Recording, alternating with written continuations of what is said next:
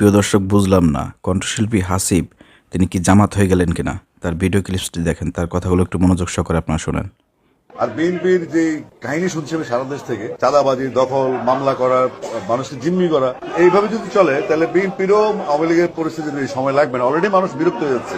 আমার মনে হয় দলের হাইকমান্ড ব্যবস্থা গ্রহণ করছেন, কতটুকু সঠিকভাবে করতে পারে সেটা দলের হাইকমান্ডকে বুঝতে হবে। যদি ভুল করে তাহলে এখনকার যে জেনারেশন বিনা চ্যালেঞ্জে কাউকে ছেড়ে দিবে। কণ্ঠশিল্পী হাসিবের মুখ থেকে এই কথাগুলো শোনার পরে বিএনপির পুরো বাংলাদেশের চিত্রটা কিন্তু তিনি ফুটিয়ে তুলেছেন। এখান থেকে যদি বিএনপির লোকজন তারেক রহমান যদি শিক্ষা গ্রহণ না করে, তাদের দলীয় একজন লোক হাসিব, যিনি দীর্ঘ 15 বছর ফ্যাসিবাদের আমলে তিনি সব কিছু থেকে বঞ্চিত ছিলেন শুধুমাত্র বিএনপি করার কারণে, তিনি আজকে অবজারভেশন করেছেন সারা বাংলাদেশে বিএনপির যে চিত্র তিনি 1 মিনিটের মধ্যে তুলে ধরেছেন।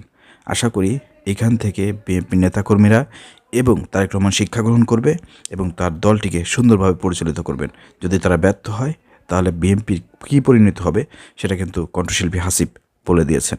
ভিডিওটি ভালো লাগলে শেয়ার করবেন, পেজ ফলো করুন, ইউটিউব চ্যানেল সাবস্ক্রাইব করুন।